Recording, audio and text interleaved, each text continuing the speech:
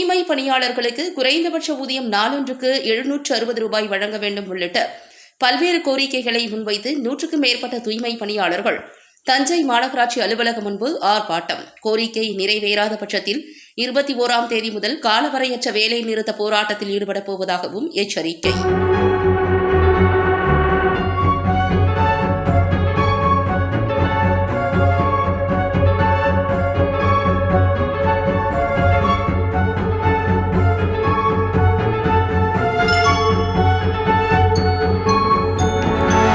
மாநகராட்சி அலுவலகம் முன்பு தூய்மை பணியாளர்கள் மற்றும் வாகன ஓட்டுநர்கள் 100க்கும் மேற்பட்டோர் ஆர்ப்பாட்டத்தில் ஈடுபட்டனர். அப்போது குறைந்தபட்ச சம்பள சட்டத்தின்படி தூய்மை பணியாளர்களுக்கு நாள் ஒன்றுக்கு 760 ரூபாய், தூய்மை பணியாளர்களுக்கும் 798 ரூபாய், ஓட்டுநர்களுக்கும் வழங்கிட வேண்டும்.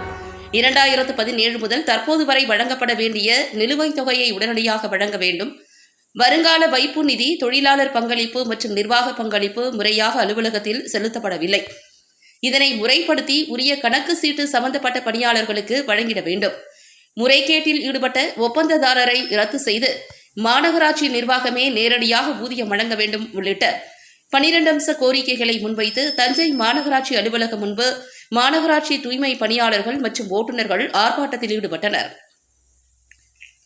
தங்களது கோரிக்கைகள் நிறைவேறாத பட்சத்தில் வருகின்ற 21ஆம் தேதி முதல் காலவரையற்ற வேலை நிறுத்த போராட்டத்தில் ஈடுபடப் போவதாக தெரிவித்தனர்.